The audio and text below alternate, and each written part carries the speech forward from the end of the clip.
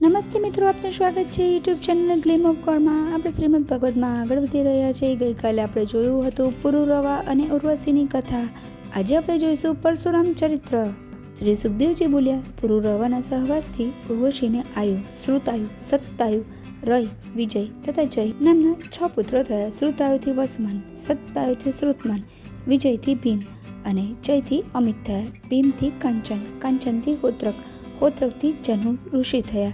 કુશાંબુના પુત્ર ગાદી હતા. એમને એક રૂપવતી કન્યા સત્યવતી હતી. રુચિક ઋષિએ રાજા ગાદી પાસે કન્યાનો હાથ માંગ્યો. ત્યારે ગાદીએ કહ્યું, તમે ચંદ્રમા સમાન સફેદ અને કાળા કાનવાળા 1000 ઘોડા મને આપો તો હું વિવાહ કરું. ઋષિએ વરુણદેવ પાસે ઘોડા લાવી રાજાની શરત પૂરી કરી અને સત્યવતી સાથે વિવાહ કર્યા. રાજા ગાદી પુત્રહીન હોવાથી તેણે ઋષિને પુત્ર કન્યાની ઈચ્છા જણાવી. ત્યારે મુનિની પત્ની સત્યવતીએ પણ પુત્રની ઈચ્છા કરી. તેમની મનોકામના પૂર્ણ કરવા મુનિએ ખીરના 2 ચરુ કર્યા અને ખીર બનાવ્યા બાદ સ્નાન માટે જતા રહ્યા. દીકરીવાળી ખીર શ્રેષ્ઠ હશે એમ માની તેની માતાએ એ ખીર ખાધી અને સત્યવતીએ માતાની ખીર ખાધી. સ્નાન કરી પાછા ફર્યા બાદ ઋષિએ આ વાત જાણી. ત્યારે નારાજ થઈ સત્યવતીએ કહ્યું, તે તારી ખીર માતાને ખવડાવી અને એમની ખીર તે ખાઈ સારું કર્યું નથી.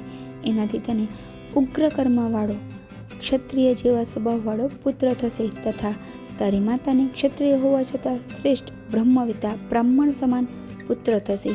આ સાંભળી સત્યવતી પતિથી ક્ષમા માંગવા લાગી. ત્યારે ઋષિ બોલ્યા, હવે એટલું જ થઈ શકે છે કે મારો પુત્ર બ્રાહ્મણ જ થશે, પરંતુ પૌત્ર અવશ્ય ભયંકર ઉગ્ર સ્વભાવવાળો થશે.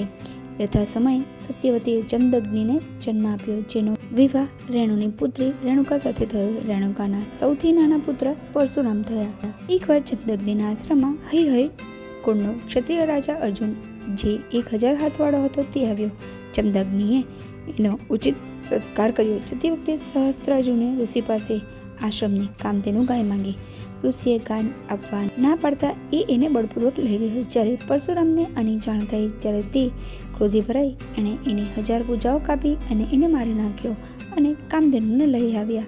જ્યારે જમદગ્નિએ એને કહ્યું, પુત્ર બ્રાહ્મણ બધાને ક્ષમા કરે છે, રાજાની હત્યા કરી તે સારું નથી કર્યું, તારે એને ક્ષમા આપવી હતી. હવે તું હરિભજન તથા તીર્થયાત્રા કરી તારા પાપ ધોઈ નાખ. ત્યારથી પરશુરામ ક્ષત્રિયોના શત્રુ બની ગયા. 1 વર્ષની તીર્થયાત્રા કરી પરશુરામ આશ્રમમાં પાછા ફર્યા. એક દિવસ તેમની માતા રેણુકા જળ લેવા ગંગા તટે ગયા. ત્યાં ગંધર્વરાજ ચિત્રરથને અપ્સરાઓ સાથે ક્રીડા કરતા જોઈ એ જોવામાં લીન બની ગયા.